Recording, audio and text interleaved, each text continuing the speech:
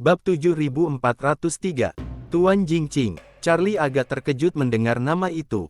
Orang ini cukup sering muncul di telingaku.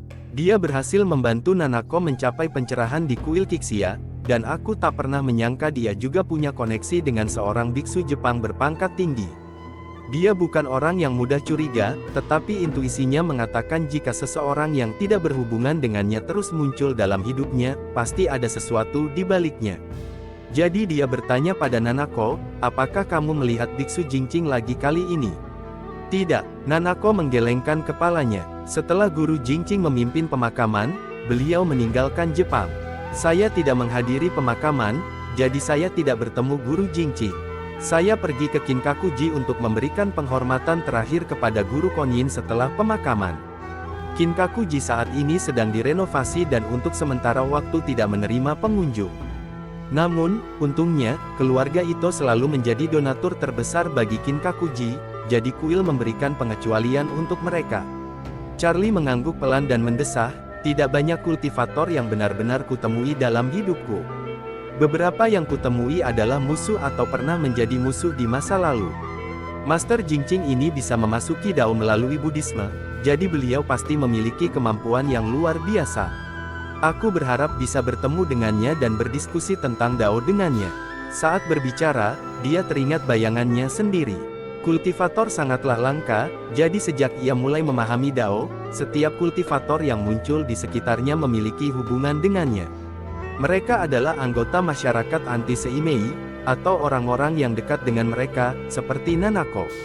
Yang pertama menargetkannya, sedangkan yang terakhir tiba-tiba mencapai pencerahan di sampingnya, dan tercerahkan oleh guru Jingqing itu.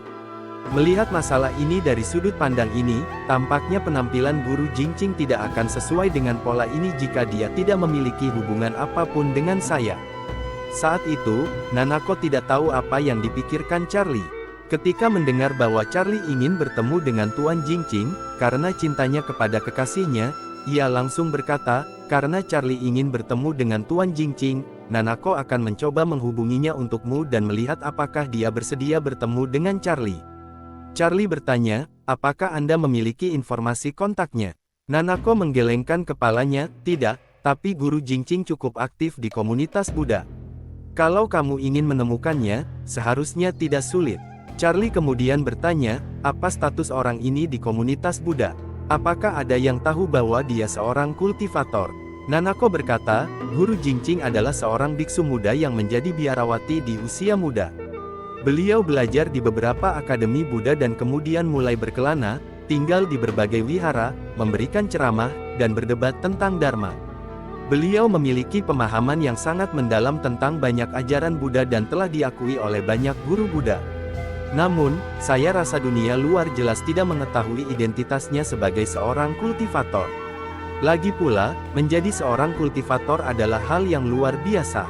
Sama seperti Charlie Ejun, beliau pasti tidak akan membiarkan orang luar mengetahuinya di waktu normal. Charlie tiba-tiba menyadari sesuatu dan bergumam, kau benar, setiap kultivator memiliki rasa bersalah karena memiliki harta karun, mereka tidak bisa, dan tidak berani, membiarkan orang lain mengetahui rahasia mereka. Pada titik ini, Charlie membalas, tapi guru Jingqing tidak ada hubungannya denganmu, dan kau bahkan belum pernah bertemu dengannya sebelumnya. Mengapa dia berani mempertaruhkan dirinya untuk mencerahkanmu dan membantumu mencapai pencerahan? Ini, aku juga tidak tahu. Nanako juga sedikit bingung. Charlie merasa ada yang tidak beres semakin ia memikirkannya. Ia mengerutkan kening dan berkata, para kultivator di dunia ini seperti pemburu di hutan gelap yang digambarkan dalam Masalah Tiga Tubuh. Tak seorang pun berani menyalakan obor untuk menarik perhatian orang lain. Terlebih lagi, ketika mereka melihat obor lain, mereka langsung menjauh atau langsung membunuhnya.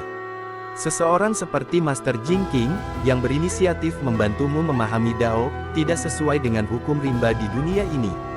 Nanako merasa sedikit bingung dan segera bertanya kepadanya, apakah Charlie Ejun berpikir bahwa Tuan Jingqing punya niat buruk? Tidak juga, Charlie menggelengkan kepala dan berkata, dia mempertaruhkan nyawanya untuk membantumu memahami Dao tanpa mengharapkan imbalan apapun. Dia pasti bukan orang jahat, dan dia pasti tidak punya niat jahat. Jadi, bukan berarti dia punya niat jahat, hanya saja motifnya tidak jelas. Charlie bukanlah Maria Lin. Jika dia Maria Lin, saat memikirkan hal ini, dia seharusnya bertanya-tanya apakah kepergian Claire juga ada hubungannya dengan guru Jingqing. Jika dia bisa memikirkan hal ini, dan kemudian mencoba melacak tindakan Claire sebelumnya, dia mungkin bisa sampai pada kesimpulan yang sama dengan Maria Lin. Saat ini, dia merasa kemunculan guru Jingqing tampaknya memiliki tujuan lain, dan dia ingin tahu siapa orang ini. Nanako kemudian berkata, karena Tuan Wade mencurigai motif guru Jingqing, mari kita cari kesempatan untuk bertanya langsung kepadanya. Jika beliau kebetulan menemukan bahwa saya memiliki potensi pencerahan dan secara tidak sengaja mencerahkan saya, maka tidak perlu terlalu khawatir. Namun, jika beliau sengaja mendekati saya dan bermaksud mencerahkan saya, maka masalah ini menjadi rumit. Karena jika seorang kultivator bisa memperhatikan seseorang seperti saya yang belum mencapai pencerahan, satu-satunya kemungkinan adalah beliau memperhatikan Anda, Tuan Wade, terlebih dahulu. Analisis Nanako semakin memperjelas kebingungan itu. Charlie juga merasa bahwa kemungkinan seorang kultivator dengan peluang hidup yang sangat rendah bertemu dengan seseorang yang memiliki peluang bakat yang sama rendahnya secara kebetulan, dan cukup murah hati untuk membantunya memahami Dao, sangat kecil jika Anda menghitungnya. Jika peluang keberadaan seorang kultivator di dunia ini adalah 1/10 juta, dan peluang memiliki bakat menjadi kultivator adalah 1/1 juta, maka peluang mereka berdua untuk bertemu secara kebetulan di satu tempat jauh lebih kecil daripada peluang asteroid menabrak bumi. Oleh karena itu, kemungkinan yang terakhir lebih besar, dan jauh lebih besar. Jika memang demikian, Charlie tiba-tiba membuat kesimpulan yang berani, dia merasa bahwa Tuan Jingqing kemungkinan besar adalah orang yang sama seperti Stephen Tang. Saat memikirkan hal ini, dia tiba-tiba ingin pergi ke Gunung Zijin untuk menemui Maria Lin dan menyampaikan kesimpulannya, karena dalam alam bawah sadar Charlie, orang yang paling bisa dia ajak jujur dan paling sedikit rahasianya di dunia ini adalah Maria Lin.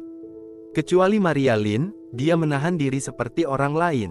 Melihat ekspresi serius dan kesunyian Charlie, Nanako menyadari keseriusan situasi ini dan segera berkata, tiba-tiba aku merasa bahwa Tuan Jingqing ini sungguh tak terduga.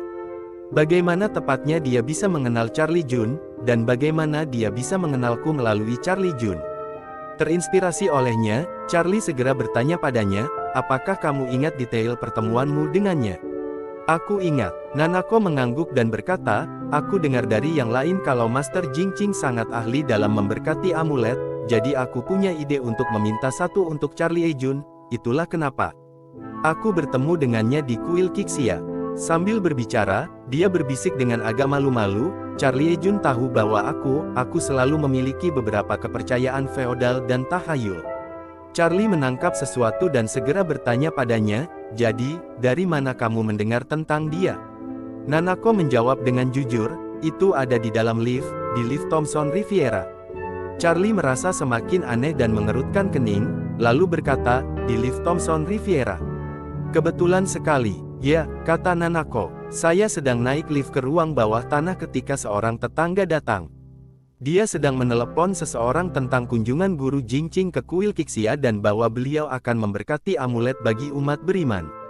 Jadi saya menghampirinya dan bertanya tentang hal itu. Charlie menyipitkan matanya, kilatan tajam melintas di dalamnya, lalu dia berkata dengan tegas, wanita ini mencurigakan.